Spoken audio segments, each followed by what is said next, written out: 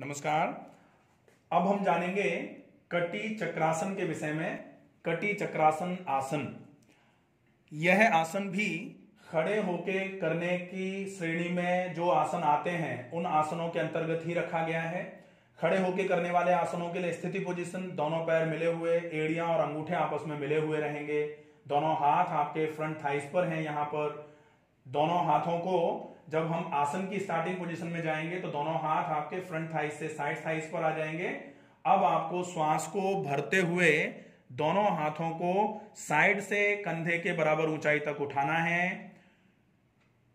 श्वास को भरते हुए हाथ कंधे के बराबर ऊंचाई तक उठाए थे।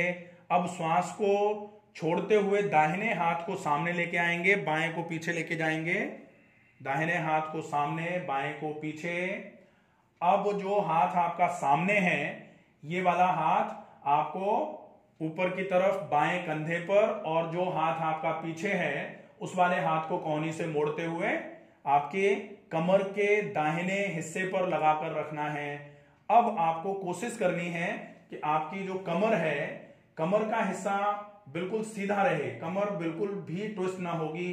कमर से ऊपर ऊपर के हिस्से को ट्विस्ट कराना है। कमर बिल्कुल सीधी रहेगी और कमर से ऊपर के हिस्से को टॉर्क करते हुए, इसको बोला जाता है कटी चक्र आसन। कटी जो है वो चक्र के जैसे घूमेगी, जैसे चक्र घूमता है बिल्कुल वैसे ही कटी घूम रही है। यहां पर कटी को घुमाया हुआ है आपके पूरे के पूरे एब्डोमिनल रीजन पर, साथ में आपके थोरेसिक रीजन पर टॉर्क का इफेक्ट मिल रहा है। आप अपने पूरे के पूरे आमाशय, सीने में उपस्थित जो भी अंग होते हैं उनको आप टॉर्क दे रहे हैं। आपने अपने दाहिने हाथ को आगे करके रखा हुआ था, दाहिना हाथ आगे की तरफ, कंधा दाहिना आगे की तरफ, और जो बायां कंधा है वो पीछे की तरफ गया हुआ था। आपने अपने एब्डोमिनल एरिया पर टॉर्क लगा के रखा हुआ है। यहां आंतों पर, आमाशय पर, साथ में आंतों के साथ में जो अम्बिलिकल रीजन के पीछे किडनीज होती हैं उन पर, किडनीज के ऊपर जो एड्रिनल ग्लैंड होती हैं उन पर टॉर्क का इफेक्ट मिल रहा है आपको।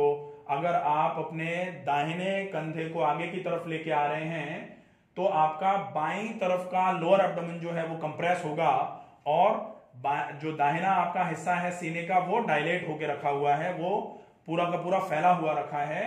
यहां से जैसे ही आप वापस आते हो तो वापस आने के लिए श्वास को भरते हुए दोनों हाथों को फिर से कंधे के बराबर ऊंचाई पर उठाया और साइड्स में लेके आए। दोनों हाथ साइड्स में आ जाएंगे और श्वास को छोड़ते हुए धीरे धीरे करके दोनों हाथों को नीचे लेके आना है।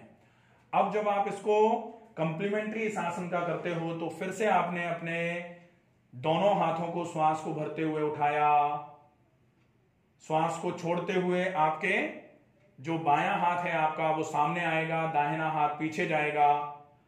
अब आपका बायां हाथ आपके दाएं कंधे पर जाएगा और दाहिना हाथ जो है वो पीछे से बाईं तरफ कमर के हिस्से पर आ जाएगा।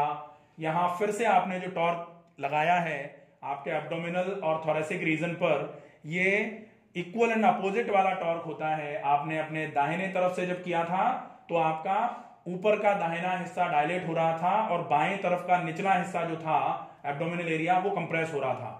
यहां उसका अपोजिट होगा। तो ये आपके थोरेसिक रीजन पर, आपके एब्डोमिनल रीजन पर मसाजिंग इफेक्ट, इंटरनल ऑर्गन्स जो होते हैं उनमें मसाजिंग इफेक्ट मिलेगा, उनकी टोन जनरेट होगी, आपके एड्रिनल स्टिमुलेशन होगा। इसके अलावा ओवेरियन फंक्शंस इंप्रूव करने के लिए बहुत अच्छा है। फैलोपियन ट्यूब के ब्लॉकेज को दूर करने के लिए यह आसन काफी इफेक्टिव होता है। अगर किसी महिला को यूट्राइन फाइब्रॉइड्स हैं तो उस केस में भी यह आसन कुछ फायदा जरूर करता है। साथ में डाइजेस्टिव डिसऑर्डर्स में अगर किसी को बहुत गैस बनती है या बहुत कब्ज की समस्या रहती है तो इंटेस्टिनल टोनिसिटी को इंप्रूव कराने के लिए भी यह आसन काफी इफेक्टिव होता है। साथ में श्वसन से संबंधित सारी समस्याओं में, चाहे वो आपके ब्रोंकाइटिस हो, चाहे दमा की समस्या हो, या फिर एलर्जिक राइनाइटिस, एलर्जिक राइनोब्रोंकाइटिस की वजह से श्वसन की दर जो आपकी लगातार बढ़ती चली जा रही है, आपके शरीर में ऑक्सीजन की कमी इसलिए आती चली जा रही है कि फेफड़े ऑक्सीजन नहीं ले पा रहे हैं, ऐसी सारी अवस्थाओं में यह आसन बहुत इफेक्टिव सिद्ध होता है। इसका सही तरीके से करना केवल आपको ध्यान में रखना है। श्वास को छोड़ते हुए आपने हाथों को, अपने बाएं हाथ को दाएं कंधे पर लगाया था, दाहिने हाथ को बाईं तरफ कमर पर लगाया था, तो श्वास भरते हुए दोनों हाथों को आप कंधे के बराबर ऊंचाई पर साइड्स में उठा के लेके आएंगे और श्वास को छोड़ते हुए धीरे धीरे करके हाथ नीचे ले आएंगे। आसन को सही तरीके से अगर किया जाएगा तो ही आसन पूरा फायदा देता है। अगर इस आसन को आप सही तरीके से करते हैं तो यह आसन आपके इन सिस्टेमिक फायदों के साथ में मस्कुलर सिस्टम जो होता है, मस्कुलोस्केलेटल सिस्टम जो होता है, उसमें कमर के दर्द की सारी टाइप की समस्याएं जो भी हैं, पीठ में जकड़न रहती है, ऊपरी पीठ में जकड़न रहती है, या कमर में ज्यादा दर्द आ रहा है, अगर एमआरआई में कहीं L4-5 L5S1 पर अगर कहीं कोई टियर आया हुआ है तो इस आसन को अवॉइड करना है। टियर में तो आपको कोई आसन नहीं करना होता है। बाकी अगर स्टिफनेस की समस्या थी तो यह आसन आपके लिए बहुत इफेक्टिवली कमर के दर्द में फायदा देने का काम करेगा। अगर इस आसन से संबंधित कुछ भी आपको समझ में नहीं आया है या कुछ आपका पूछने का पॉइंट निकलता है तो आप कमेंट बॉक्स में अपनी समस्या को लिख करके पूछ सकते हैं, आपको निश्चित ही जवाब दिया जाएगा। अपना ध्यान रखें, अपनों का ध्यान रखें। नमस्कार।